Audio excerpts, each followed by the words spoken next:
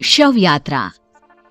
अमरपुर नाम के एक गांव में विमल हलवाई अपने 2 छोटे बच्चों और बीवी के साथ रहता है।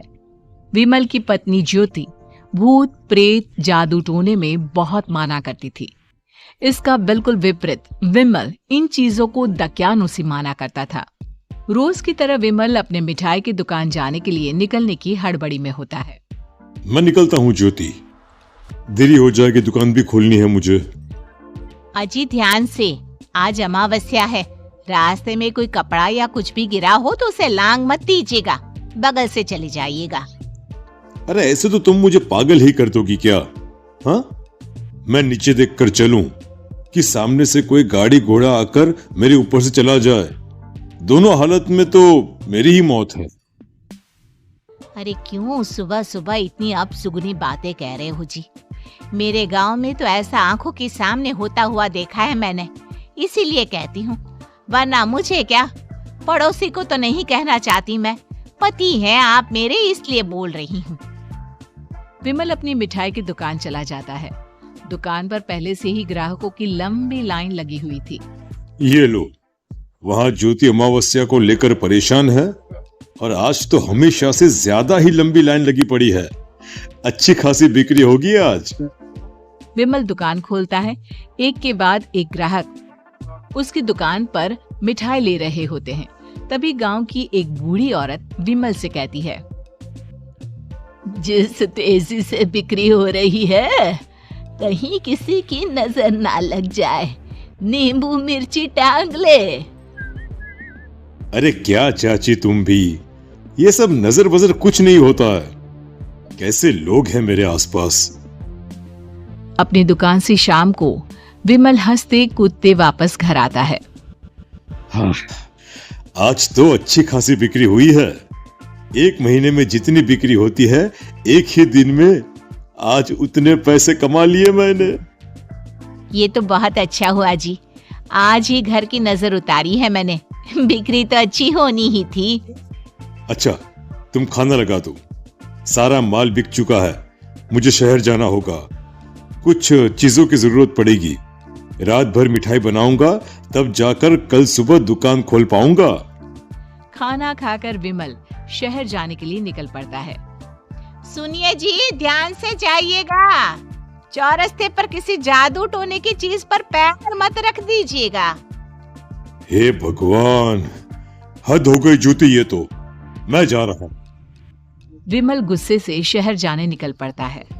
रात का काला घना अंधेरा, चांद की एक भी किरण ना होने के कारण अंधेरे में कुछ भी देख पाना मुश्किल था। जंगल के बीच के एक अधकच्चे रास्ते से विमल जा रहा होता है। चारों तरफ गुफ अंधेरा और सन्नाटा सुनाई दे रहा था, और सुनाई दे रही थी विमल के पैर के नीचे आ रहे सूखे पत्तों की आवाजें। तभी अचानक दूर से उसे कुछ आवाजें सुनाई देती है।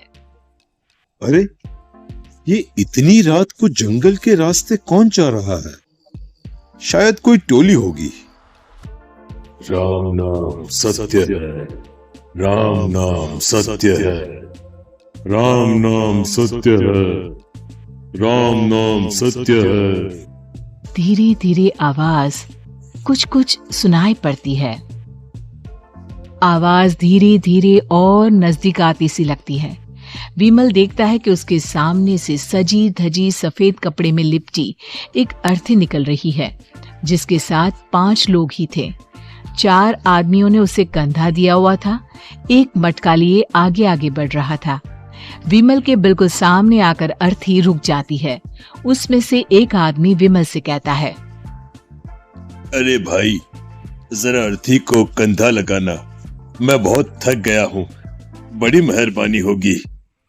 हाँ भाई, कंधा तो मैं लगा दूं, पर रात को 12 बजे ये शव यात्रा, इस समय कौन अर्थी ले जाता है? तभी विमल को ऐसा लगता है कि शव में से आवाज आई, हम ये आवाज। मजबूरी है भाई, आप कंधा दीजिए, मैं रास्ते में सब बताता हूँ आपको।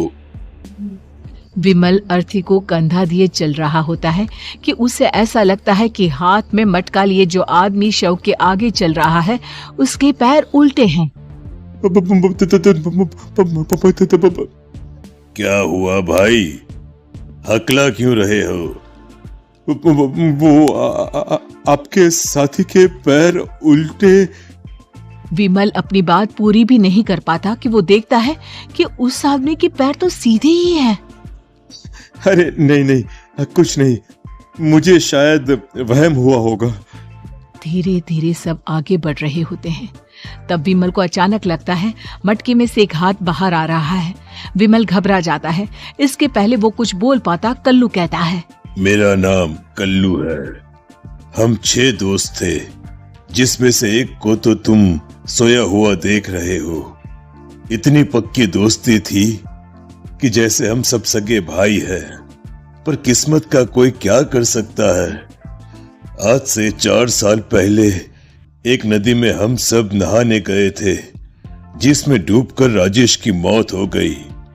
किसी मजबूरी के कारण हमें उसकी अर्थी को रात को ही शमशान घाट ले जाना पड़ा। हम 5 उसे ले जा रहे थे। 4 साल पहले आप 5 में मैं कुछ समझा नहीं। मंकू अपनी गर्दन पीछे घुमाकर अपनी आंखें बड़ी बड़ी कर विमल से कहता है, अरे भाई, पूरी कहानी खत्म होने दो, फिर बीच में बोल लेना, ठीक है? तभी रास्ते में एक हादसे में अपने दोस्त के साथ हम सभी मर गए। वो सामने देखो, हमारा दोस्त। विमल सामने देखता है। उसे दिखता है कि एक ऐसा आदमी जिसका शरीर कई जन्मों से पानी के अंदर रहने के कारण सफेद पड़ गया है। उसकी आंखें बाहर की ओर निकली हुई थी। फिर ये अर्थी किसकी है? अर्थी के साथ के लोग अर्थी को नीचे रखते हुए एक साथ विमल की ओर देखते हुए कहते हैं, तुम खुद ही देख लो। विमल शव पर से सफेद कपड़ा हटाता है। शव की जगह खुद को ही देखकर विमल के होश उड़ जाते हैं। वो शव विमल की ही थी। पलक झपकते ही विमल उस अर्थी की जगह पर होता है। 6 के 6 दोस्त उसी तरह अर्थी को उठाकर चलने लग जाते हैं। राम नाम सत्य है। राम नाम सत्य है। राम नाम सत्य है।